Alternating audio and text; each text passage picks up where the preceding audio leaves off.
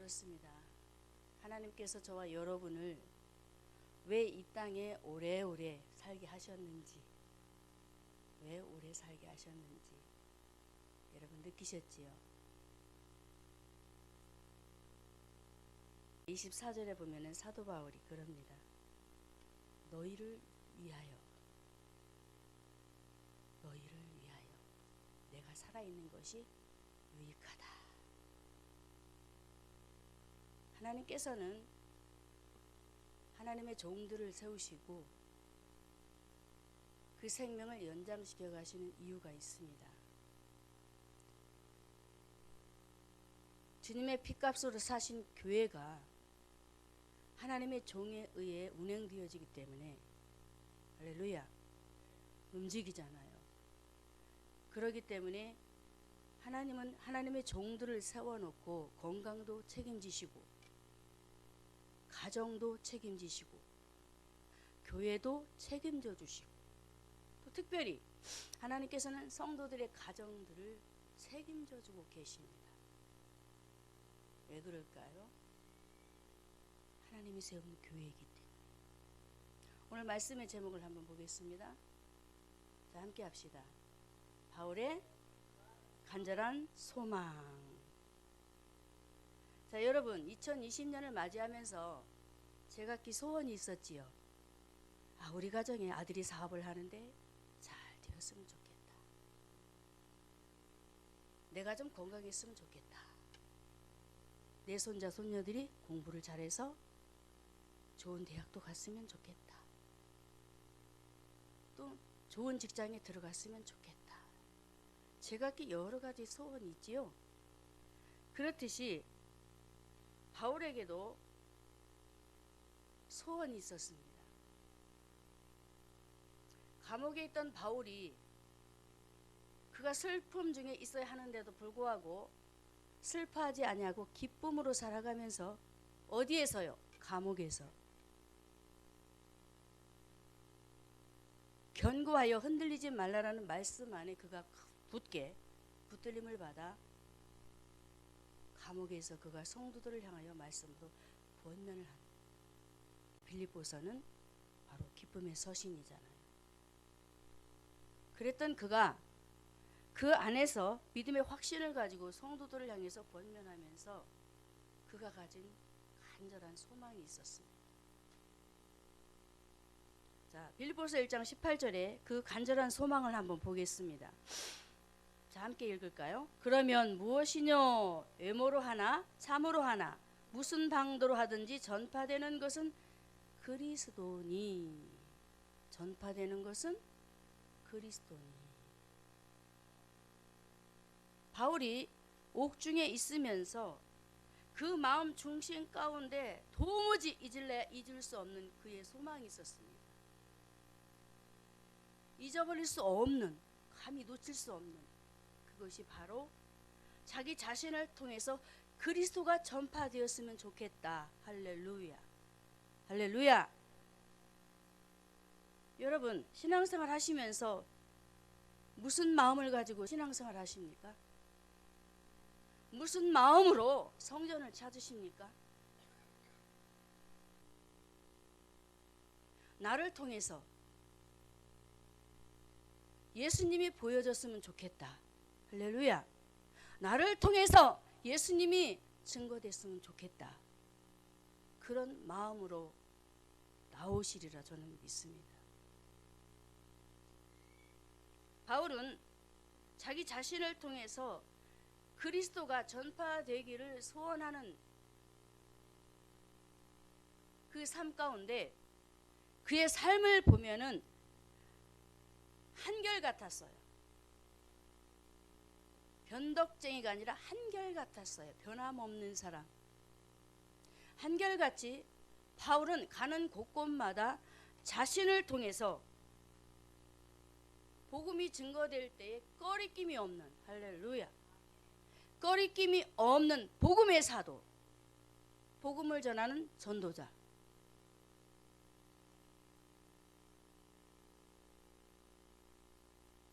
그리스도가 전파되기를 원해서 항상 그 마음 중심 가운데 자기 자신의 처지와 형편을 바라보게 되면은 꺼리끼게 되거든요. 어려운 환경에 있을 때에. 그런데 바울은 자기가 옥중에 있으면서도 꺼리끼지 않고 또 사역을 하면서도 어려움을 당하지만 환난을 당하지만 사람들에 의해 쫓김을 당하면서 죽을 위기가 오지만 복음의 마이너스가 될 수 있는 환경에 그럼에도 불구하고 조금도 흔들리지 아니하고 꺼리끼지 않는 신앙의 상태에서 그가 전도자로 그리스도를 자기 몸을 통해서 드러내게 됩니다. 자, 오늘 우리가 이런 부분을 바라보면서 우리의 신앙생활도 이렇게 해야 되겠다. 할렐루야. 참 쉽지 않아요. 내게 약점이 있을 때, 연약한 부분들이 있을 때에 혹여 남편에게, 자손들에게, 부모들에게 이런 부분이 보여지게 되면 예수님을 나타내기가 쉽지 않아요. 웅크러들어요. 믿음이 식어지고 나태해지고 아우 내가 이런데 어찌할 수 있을까.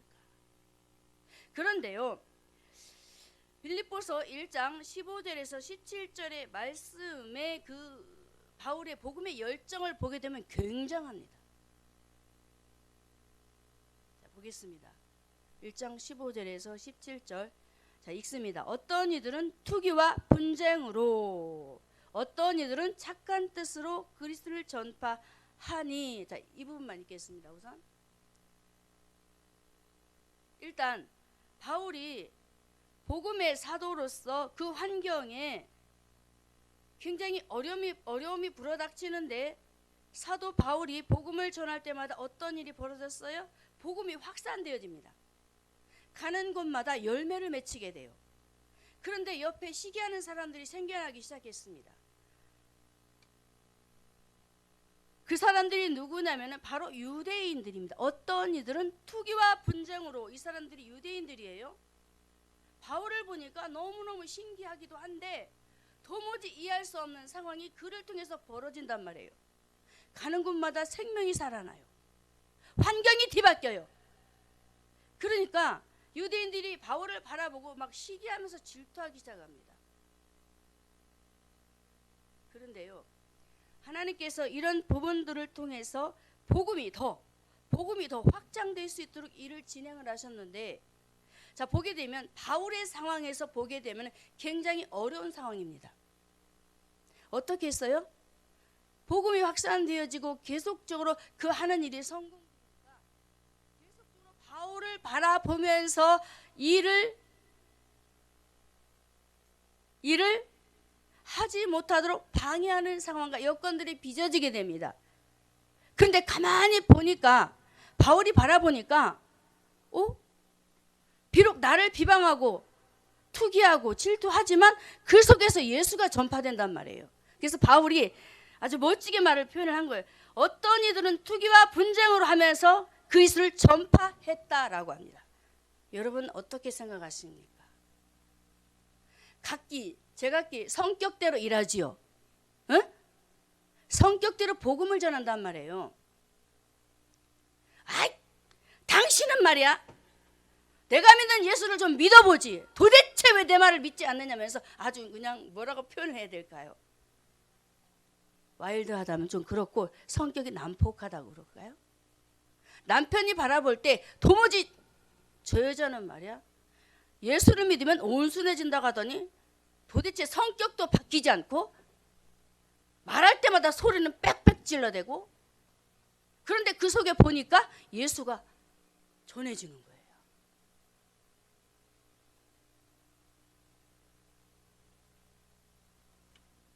참 제각기 모양으로 바울을 대하는 함께했던 사람들 중에 이 유대인들이 바울을 시기하고 질투하면서 계속적으로 어려움을 당하게 만들었다는 사실. 그런데 바울은 그가 복음을 위해서 하는 그 마음 중심 속에 그들을 바라보니까 선한 뜻이 아니란 말이에요. 하나님께서 보시는 성격은 온순한 사람이에요. 할렐루야. 그런데 악한 그런 모습들이 자꾸 보여져요.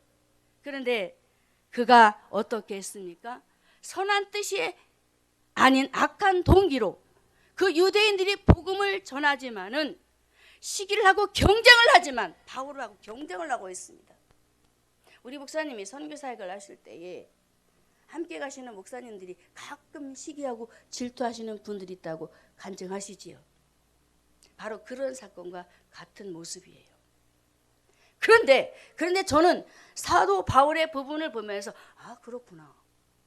시기와 질투로 인해서 그가 더 나는 한 목사님보다 더 잘해볼 거야 라고 생각하고 막 나름대로 사역을 감당한단 말이에요. 그런데 그 일들을 통해서도 하나님께서는 하나님의 나라를 세워 가신다는 사실들이 오늘 본문에 바울과 유대인들의 상황 속에서 우리가 발견할 수 있게 됩니다. 자, 그러면 우리가 어떻게 해야 될까요? 어떻게 해야 될까요? 선한 뜻으로 온유하게 겸손한 모습 속에서 예수를 전하면 좋겠지요? 좋겠지요? 그런데 바울은 자, 빌립보서 1장 6절의 말씀에 그가 어떤 마음을 가졌습니까? 내가 예수 그리스도의 6장 6절이 아니고 8절인가 봐요. 내가 예수 그리스도의 심장으로 위하여 기도도 했지만 예수 그리스도의 심장으로 사도 바울은 복음을 전하는 사람이었습니다. 그렇기 때문에 사도 바울은 예수 심장을 가지고 유대인들이 바울을 향해서 시기하고 질투하고 분쟁하면서 어려움을 겪도록 하였지만은 하나님의 종답게 목회자답게 빌립보 교회를 세운 목사답게 다 포용해 버립니다. 할렐루야. 포용하라는 거예요. 어떤 모양으로 복음을 전하든 간에 다 포용하라. 이것이 바로 복음의 사도입니다. 우리가 이렇게 돼야 됩니다. 할렐루야.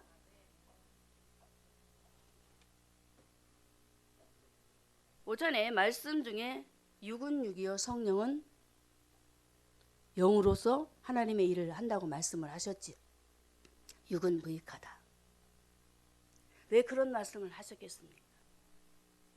바울 중심 가운데는 예수 성령 그분이 계셨기 때문에 그 심장으로서는 도저히 그들을 내칠 수가 없었어요. 왜? 그 속에서 예수가 보여졌기 때문에. 하나님의 소원이 무엇일까요? 바로 예수님을 전파하는 것입니다. 사도 바울은 그 마음 중심 속에 그들을 향해서 어찌 저렇게 할 수 있을까라고 생각을 할 수 있었겠습니다만은 그러나 자기 마음과는 자기 생각과는 전혀 맞지 않는 일이에요. 그런데 예수 심장, 예수님이 계시니 주님이 계시니 어디에 그 마음 중심 속에 계시니 만약에 내 마음대로 내 생각대로 내 자신이 그들을 바라볼 때에 꼴사나워 죽겠어. 저건 아닌데 내 생각은 이런데 내 방법은 이런데 내 마음은 이런데 라고 생각하고 잘라버렸다면 바울은요 아주 하나님 앞에 절대적인 신앙이었습니다. 예수 중심 하나님의 마음을 가진 자. 이렇듯 바울은 복음을 제시하는 일에 있어서 선한 뜻에 마음과 뜻을 납하여 바울과 합력하여 선을 이루어가는 하나님의 사람들 착한 뜻으로 전하는 그리스도인들도 있었지만 그러나 어떤 사람? 분쟁과 어떤 이는 분쟁으로 바울을 괴롭히면서 사역에 어려움, 난관들을 일으켰던 그 부분들을 바라보면서 우리가 이 부류에 속하려 하지 말고 저는 그래도 복음이 증거된다라는 사실 속에 여러분들에게 말씀을 드렸지만 우리는 어떤 일이 있어도 착한 뜻에 하나님의 마음을 갖고 하나님의 일에 감당해야 될 줄로 믿습니다. 이렇듯 자신의 마음과 기분보다는 오로지 예수님의 심장을 가지고 모든 이들을 다 수용하고 포용하면서 예수를 전하는 데에 초점을 맞추었던 바울의 간절한 그 마음을 오늘도 우리가 바라보면서 저와 여러분이 주사랑교회 성도로서 이렇게 멋지게 신앙생활을 잘할 수 있기를 주님의 이름으로 축원합니다. 이렇게 거칠애로 하든 또 어떤 모습으로 시기로 하든 바울은 참으로 하나님께서 대단하게 그를 이끌어갔던 복음의 사람이었다는 오늘 이 사실을 기억하면서 오늘도 저와 여러분이 정말로 성도들을 바라보면서 예수님을 전할 때 혹여 단점들이 보인다 할지라도 그래도 그들을 통해서 복음이 제시된다는 사실을 기억하고 우리가 함께 즐거워하고 행복해하는 우리 성도들이 됩시다. 자, 세례 요한을 보게 되면은 세례 요한은 요한복음 1장 23절에 그가 주의 길을 곧게 하기 위해서 예수님이 오시는 그 길을 예비하는 삶을 살아가면서 아이러니하게 그를 만나는 자들이 세례 요한이 오시겠다 하신 그리스도가 아닐까라는 착각 속에 빠질 정도로 이런 일이 벌어지게 돼요. 자, 볼까요? 요한복음 1장 19절에 보겠습니다. 유대인들이 예루살렘에서 제사장들과 레위인들을 요한에게 보내요. 내가 누구냐라고 묻지요. 지금 유대인들과 다른 사람들도 여전히 오실 메시아 예수 그리스도를 기다리는데 세례 요한이 또 나타나서 메시아를 소개하는 일들을 한단 말이에요. 그렇기 때문에 유대인들도 너무나 궁금했어요. 도대체 세례 요한이 누굴까? 그래서 내가 누구냐? 그런데 20절에 드러내어 말하고 숨기지 아니하니 드러내어 하는 말이 나는 그리스도가 아니라. 자, 오늘 사도 바울의 간절한 소망은 그리스도를 전파하는 사람으로 등장이 되지요. 세례 요한 역시도 유대인들이 보낸 제사장들과 레위인들에게 그가 밝히 말합니다. 나는 그리스도가 아니라. 이사야 선지자의 말과 같이 광야에서 하나님의 말씀을 전하는 사람에 불과해.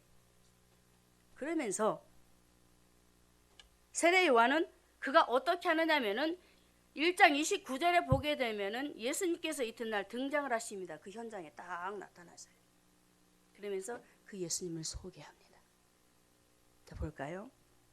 이튿날 요한이 예수께서 자기에게 나오심을 보고 가로되 보라 세상 죄를 지고 가는 하나님의 어린 양이 저기 계시다 라고 그를 소개하고 자신은 빠져버립니다.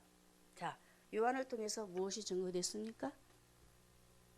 하나님의 아들 예수 그리스도가 이 땅에 오셔서 우리 인간의 모든 죄를 담당하시고 그분을 통해서 우리가 살아날 것이라는 그 메시지만 딱 전하고 세례 요한 역시도 그 마음 중심 속에서는 예수만 드러내고자 하는 그 중심이 있었다는 사실을 기억하고 오늘도 저와 여러분이 어떻게 해야 될까요?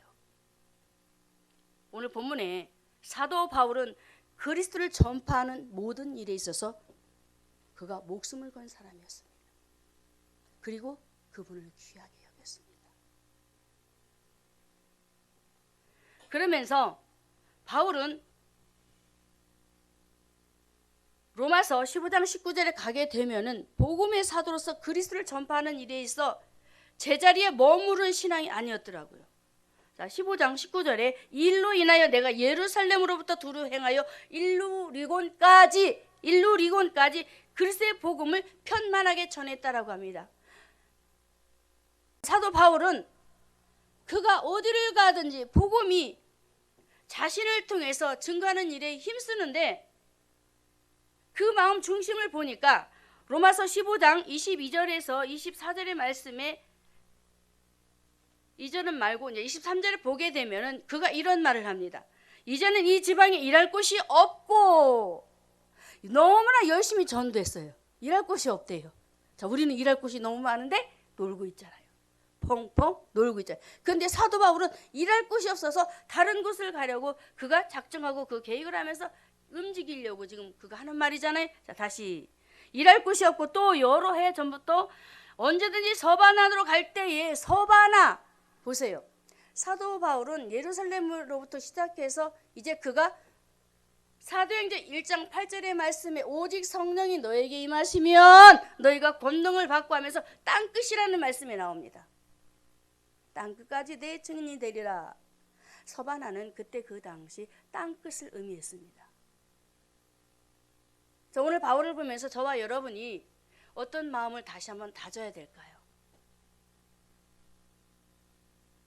저와 여러분에게 주신 가정 복음화 1순위라고 꼽는다면 우리 눈에 보이지 않는 그 세계까지 이제 땅끝 복음화를 위해서 사도 바울처럼 우리가 움직이려고 계획하고 기도하면서 복음의 일을 감당해야 되겠지요. 할렐루야. 사도 바울의 첫 번째 간절한 소망은 자신을 통해서 그리스도가 전파되기를 원했다라는 것. 그러므로 바울은 자신에게 주어진 그 환경 속에서 조금도 머무르지 아니하고 걸음걸음마다 자신을 통해서 그리스도를 전파하면서 나를 통해서 하나님께서 어디까지 나를 향해서 하시는 그 일들을 어디까지 진행하실까라고 생각을 하면서 땅끝 복음화를 위해서 우리 모두가 어떻게 무엇을 그리스도를 전파하기 위해서 오늘도 간절한 소망을 가지고 나아가야 될 줄로 믿습니다. 두 번째, 바울의 간절한 소망이 무엇이 있을까요? 자신을 통해서 그리스도를 전파되기를 간절히 소망했던 바울이 이제는 전하는 데만 그가 끝나지 않습니다. 어떻게 했습니까? 1장 20절에 보게 되면은 나의 간절한 기대와 소망을 따라 아무 일에든지 부끄럽지 아니하고 오직 전과 같이 이제도 온전히 담대하여 살든지 죽든지 내 몸에서 누가 그리스도가 어떻게 존귀되기 원한 존귀되기를 원했대요. 그리스도를 전파하면서 자기 자신을 통해서 어디를 가든지 예수님이 드러나야 된다라는 그 사실 속에 그가 믿음 생활을 했다고 합니다. 할렐루야. 여러분도 그렇게 되기를 바랍니다.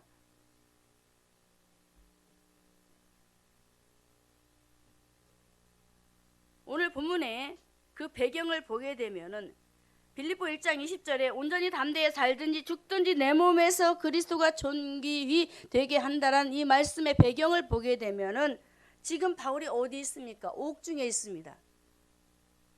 그래서 사형을 받을 그 상황이에요. 죽을지 살지 모르는 상황이에요. 그래서 바울은 장차 있을 그 재판 그 자리에서 무죄가 결정이 돼서 그가 석방이 되면은 내가 이렇게 하겠다. 내가 이렇게 하겠다. 어떻게? 내가 복음을 증거할 때마다 만약에 하나님께서 이 감옥에서 나를 내보내주시면 내가 나가서 나를 통해서 정말 그리스도가 존귀히 드러날 수 있도록 할렐루야. 나를 통해서 그리스도가 보여지는데 아주 존귀한 분이라는 사실이 보여지도록 그가 열심히 주를 위해서 살겠다고 고백을 합니다. 여러분, 남의 것이 아닙니다.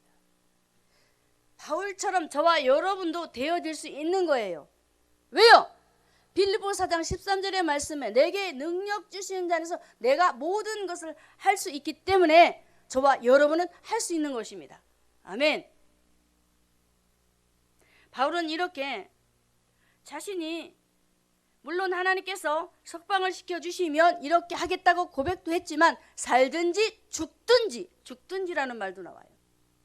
만약에 하나님께서 나를 죽이신다 할지라도 내가 순교를 통해서라도 내가 예수님을 존귀하게 드러내겠다. 굉장하지 않습니까? 그래서 저도 신앙생활을 하면서 참으로 내가 죽어야 할, 나를 부인해야 할 일들이 굉장히 많이 벌어져요. 예수님을 믿게 되면 주님의 일을 감당하려고 하면 그런 일이 벌어져요. 그래서 예수님께서 아무든지 나를 따라오려거든 자기를 부인하고 주님의 십자가를 따르라 라고 하신 말씀처럼 저도 신앙생활을 하다 보니까 첫째 내게 가깝게 다가오는 부분이 무엇이 있습니까? 가족이잖아요. 가족들에게 무조건적인 사랑으로 그들에게 다가가야 되겠더라고요. 할렐루야. 그런데 마음 중심을 내 바닥을 바라보면 도무지 사랑할 수 없잖아요. 복음을 위해서 예수님을 존귀하게 드러내야 되는데 나를 통해서. 근데 되어질 수 없잖아요.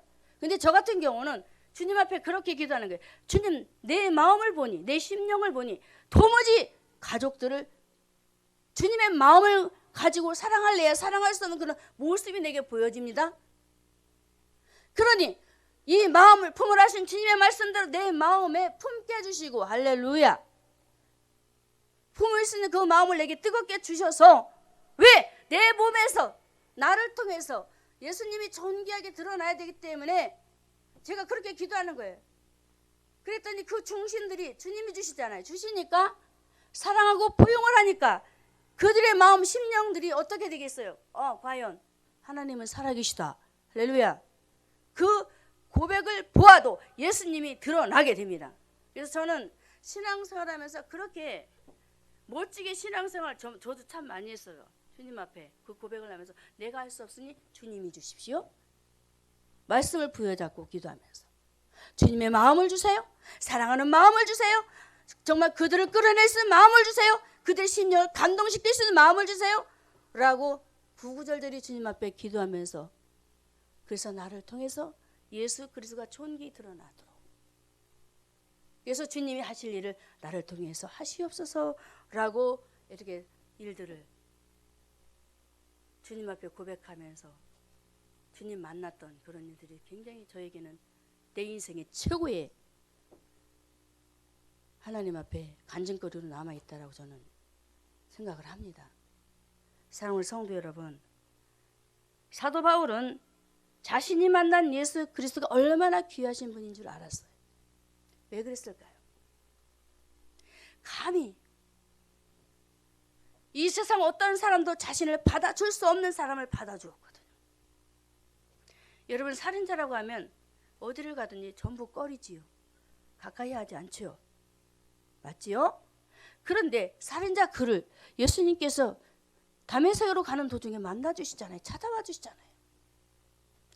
어땠을까요? 아니, 나 같은 죄인을, 아니 나 같은 이 기질도 못된 나를, 도대체 저분이 누구가 내 나를 찾아와서 나를 만나주시고,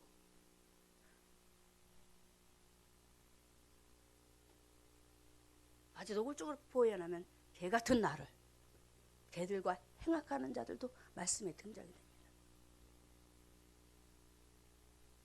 한번 보세요. 사도 바울이 그가 예수 만나기 이전에 정말로 하나님 앞에 감히 설 수 없는 그런 못난 자신의 모습을 바라보면서 그가 찾아와서 만나 주시니까 그분이 너무나도 자신에게는 귀하게 느껴졌고, 할렐루야, 세상 어떤 사람과 비교할 수 없으리만큼 그 예수님은 자신에게 있어서 최고라는 사실이 그에게는 감동적으로 다가와서 그 인생이, 그래서 저는 바울이 복음의 사도가 되지 않았나라고 생각을 합니다. 자신에게 그 큰 사랑을 베풀어 주셨잖아요. 이 인간 세상에도, 예수가 아닌 이 인간 세상에도 좋은 일들을 많이 베풀게 되면 그 사랑을 잊지 못하고 은혜를 잊지 못하듯이, 바울은 죄인 중에 괴수였던 그가 하나님을 만나니까, 그래서 예수님을 알게 되니까 그 귀하신 분이 얼마나 귀하고 얼마나 크신 분인가를 그가 알게 되면서, 바울은 필립보 1장 10절의 말씀에 내가 살든지 죽든지 내 몸에서 그리스도만 증거된다면, 그리스도만 귀하게 된다면, 바울의 그 간절한 소망이 여러분의 소망이 되기를 바랍니다. 여러분을 통해서 어떻게 하면 그리스도가 존귀하게 드러나게 될까요? 어떻게 하면 나를 통해서 그 존귀하신 분이 드러날 수 있을까? 눈에 보여지게. 여러분들이 생각하는 강단에 서시는 목사님도 계시겠지만 바로 여러분들입니다. 뒤에서 허들의 일을 하시면서 여러 모양으로 일하시는 여러분들의 그 일들을 통해서 그리스도가 존귀하게 보여진다는 사실을 기억하시기 바랍니다. 그래서 여러분들이 귀한 분이고, 꼭 복음을 전해야만이 예수님이 존귀한 분으로 드러나는 것이 아니에요. 여러분들이 주 안에서 주사랑교회 성도들을 위해서 뒤에서 헌신하면서 일하는 그 수고가 바로 주님을 존귀하게 드러나는 값진 분이라는 사실들을 기억하시고, 더더욱 힘써 바울처럼 예수님을 드러난 일에 힘써 일하시기를 주님의 이름으로 축원합니다.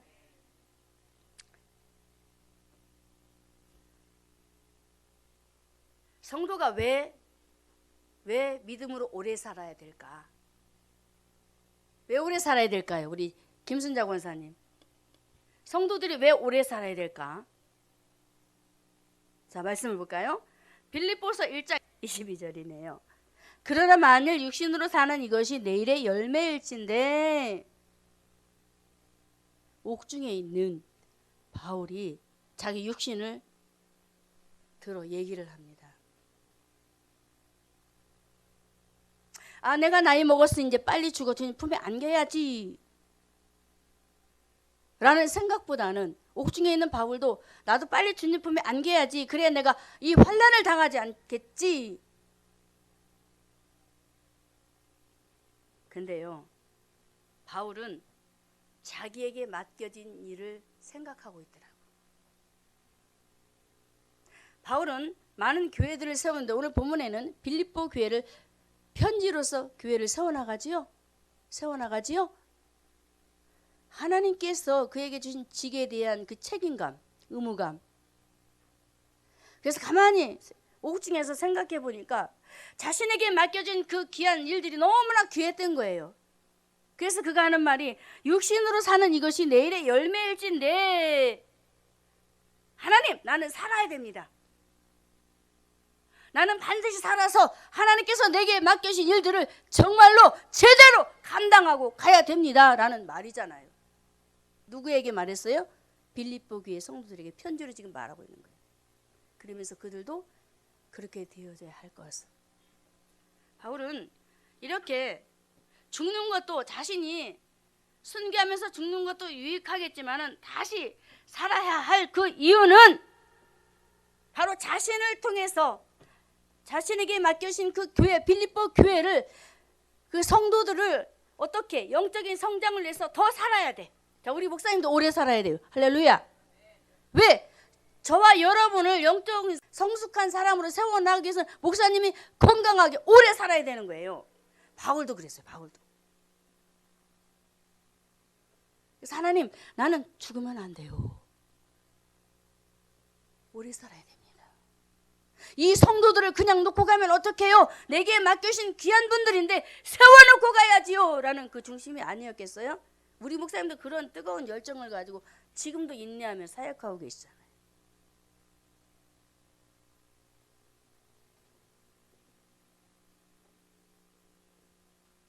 그래서 자신이 교회를 세우고 복음 전파하는 그 일 때문에 나는 살아있는 것이 좋다.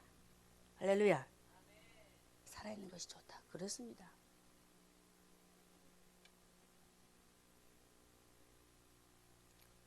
우리 성도들이 오늘도 다시 제가 말씀을 드리지만 나 빨리 죽겠다 하지 마시기 바랍니다. 정말이에요. 여러분들이 오래 살아야 할 이유, 여러분에게 주어진 개인 구원도 중요하지만 여러분의 가족이 있습니다. 하나님께서 큰 책임을 맡기셨어요. 가족 우습게 보지 말라라는 거예요. 왜? 하나님께서 나를 통해서 자손들을 잉태케 하시고 후손들을 남기게 하셨을까? 한번 생각해 보세요.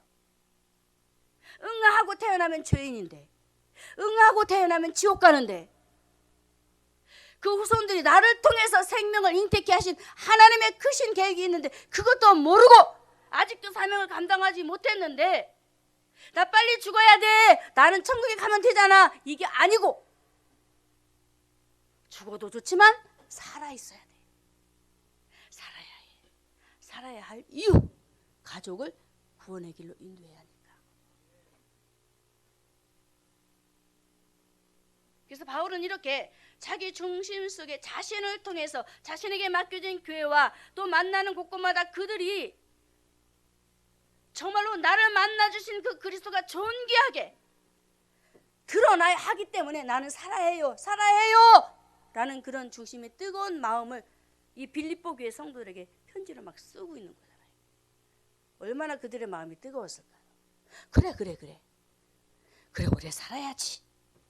내가 예전에 힘들어서 죽겠다 근데 내가 오래 살아야지. 바울이 감옥에서도 저렇게 힘을 내서 우리에게 편지를 쓰면서 살라고, 죽지 말고 오래 살아서 복음을 전해서 하나님의 백성들을 세워가라고 이렇게 말하는데 우리가 이래서야 되겠나? 라고 그들이 생각하지 않았겠어요? 얼마나 복음의 열정이 사도 바울의 정신 속에 주님을 존귀히 여기는, 정말 그분을 온전히 섬기는 그 중심이 얼마나 아름답습니까? 여러분 안에도 있으리라 믿고 더 바울의 그 중심에 뜨거운 마음이 있기를 주님의 이름으로 축원합니다. 그래서 바울은 이렇게 자신에게 맡겨진 그 빌립보 교회와 또 자신을 통해서 복음이 증거되어야 될 그 이유가 있었기 때문에 바울은 어떤 일이 있어도 하나님께서 자신을 통해서 하나님의 전돌로 세워진 그 백성들이 이제는 자기 것이 아니고, 자, 로마서 14장 7절의 말씀에 보면은 바울이 이렇게 말합니다. 고린도전서 6장 19절에서 20절의 말씀에는 바울이 너희가 하나님의 성전 되었으니 라고 말하면서 로마서 14장 7절에는 우리 중에 누구든지 자기를 위하여 사는 자가 없고 자기를 위하여 죽는 자도 없도다. 8절에 우리가 살아도 주를 위하여 죽어도 주를 위하여 죽나니 그러므로 사나 죽으나 우리가 주의 것이로다. 무슨 말씀입니까? 바울은요, 자기를 위하여, 왜? 핏값으로 산 우리 모두가 핏값으로 산 주님의 것이 되었기 때문에 죽을 권리가 없다라는 거예요. 왜? 죽겠다고 하는 사람들 많지요. 주님이 그 값진 피로 하나님의 백성, 하나님의 자녀들을 삼아 주었거든요. 근데 자기 마음대로 자기 것인 양 착각하고 마음대로 휘두르고 죽겠다고 하는 거예요. 근데 바울은 절대로 죽을 권리가 없어. 왜? 주님의 것이기 때문에. 그래서 바울은 정말로 그가 그리스도만을 위하여 너희가 살아야 된다라고, 바울은 살아도 죽어도 주를 위하여 죽나니 우리가 사나 죽으나 주의 것이다. 그러니 힘을 내고 절대 헛된 소리 하지 말라라는 거예요. 얼마나 힘들었겠어요. 빌립보 교회 성도들이. 지금 사도 바울이 옥중에 있는데 나름대로 그들이 괴로웠단 말이에요. 그러니까 그 마음을 읽고 바울이 편지를 쓰는 거예요. 너희들은 하나님 것이니까 절대 마음대로 죽고 살고 해서는 안 돼. 주님의 전이란 말이야. 하나님의 것이란 말이야.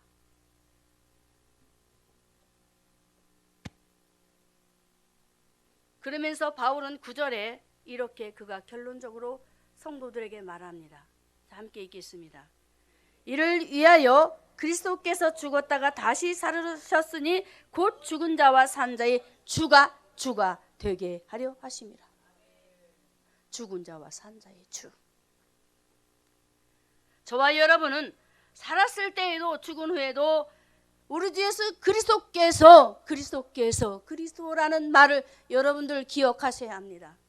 왜 바울이 그리스도라고 했을까요?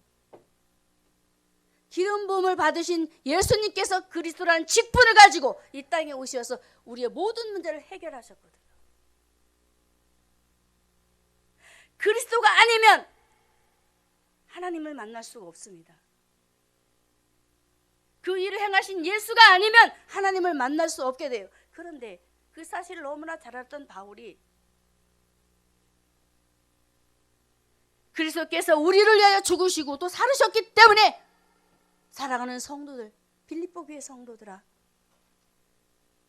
하면서 바울은 살아도 죽은 후에도 너희가 그리스도께서 주가 되시기 때문에 온전히 너희의 삶을 누구를 존귀케 하는 사람으로, 우리 주 예수 그리스도를 존귀케 하는 사람으로 살아야 된다. 주님을 존귀케 해드리는 성도로 살아야 된다 라고 바울이 빌립보 교회 성도들과 로마 교회 성도들에게 이렇게 글을 남기게 됩니다. 여러분 한번 보십시오. 얼마나 하나님은요, 바울을 통해서 저와 여러분에게 신앙생활을 해야 될 그런 부분들을 잘 말씀해 주고 있어요. 바울의 간절한 소망, 자신을 통해서 그리스도가 증거되기를 원했고, 자신을 통해서 그리스도가 존귀히 드러나기를 원했던 이 바울. 오늘 저와 여러분이 바울의 간절한 소망이 우리의 소망이 되어서 하나님 앞에 가는 그날까지 멋지게 신앙생활을 해야 될 줄로 믿습니다. 마지막 바울의 간절한 소망이 있습니다. 그리스도를 전파하며 정말 그가 신앙생활 하는 가운데 하나님 앞에 내가 이곳에 가야 되지 않겠나? 무슨 말씀일까요? 빌립보 1장 23절에 보겠습니다. 내가 그 두 사이에 끼어 있으니 떠나서 그리스도와 함께 있을 욕망을 가진 이것이 더욱 좋다. 내가 그 두 사이에 끼었으니 떠나서 그리스도와 함께 있을 욕망을 가진 이것이 좋다. 사도 바울은 사는 것과 죽는 것 두 사이에 끼어 있다고 자신이 고백을 합니다. 바울은 당시 큰 환난을 만난 가운데 사느냐 죽느냐 사느냐 죽느냐 하는 큰 위기에 있었다고 했죠. 내가 사느냐 죽느냐 크나큰 위기에 있었단 말입니다. 그런데 바울이 자신이 이제 너무나도 힘들었나 봐요. 그러면서 그가 하는 말이 그 두 사이에 끼어 있어서 내가 그리스도와 함께 있었으면 좋겠다라는 이 말씀은, 자 볼까요?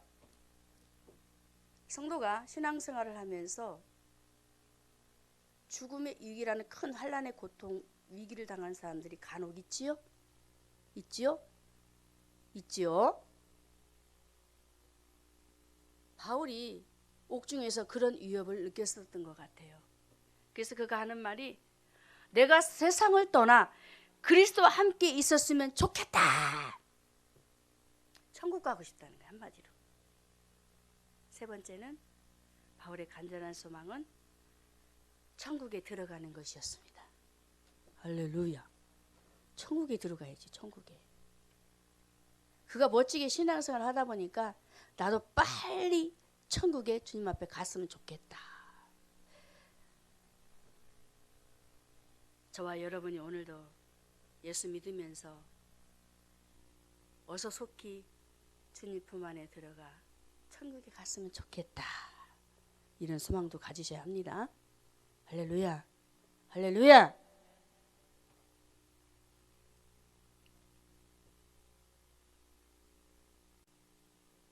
저는 스데반을 생각할 때마다 굉장히 참 뭐 이래라는 생각들 참 많이 했어요. 하나님의 사람으로 그가 부름받아서 돌에 맞아 죽는 일로 끝나는데 어찌 하나님께서 이런 일들을 스데반에게 남기시고 우리에게 이렇게 글로 기록돼서 남겨주셨을까? 참 외롭다라는 생각을 많이 했었는데,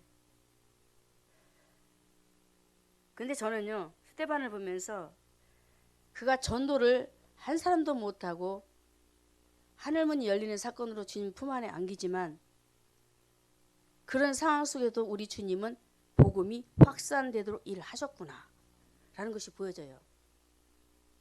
왜요? 돌에 맞아 죽는 그 부분을 사람들이 봤습니다. 근데 도저히 이해할 수 없는 일들이 스데반에게 일어나잖아요. 와! 와!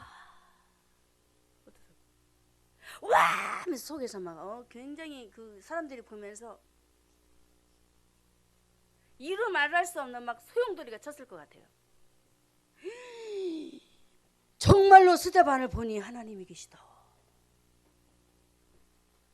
천국이 있네. 여러분, 스데반이 우리가 육의 눈으로 바라볼 때는 전도의 문이 막히고 세상의 문이 막혀 하나님께서 그를 마지막 그 막판에 돌에 맞아 순교하도록 만들어 주셨지만 한번 보거라 이놈들아, 천국이 있어.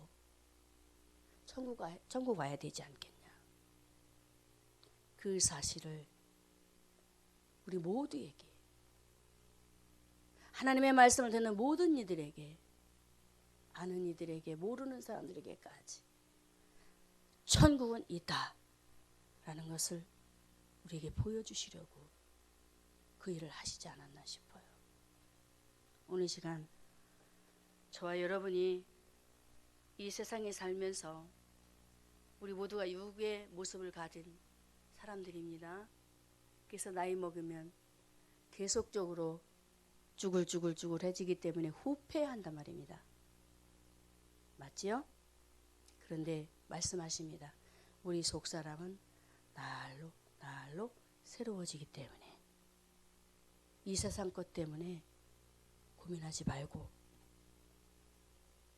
잠시 잠깐 있는 이 일로 인해서 세상 일에 얽매이지 말고 위에 계신, 할렐루야, 위에 계신 하나님을 바라보고 이제 바울처럼 천국을 가기를 사모하고 소망하면서, 또 스데반 집사처럼 어려운 환난 속에서 그가 신앙생활하면서 주님 품 안에 안겼던 것처럼 주님을 바라보는, 하늘문이 열리는, 천국을 보는, 할렐루야, 이런 신앙생활의 모습으로 신부로 잘 단장을 하여서, 그래서 어디를 가든지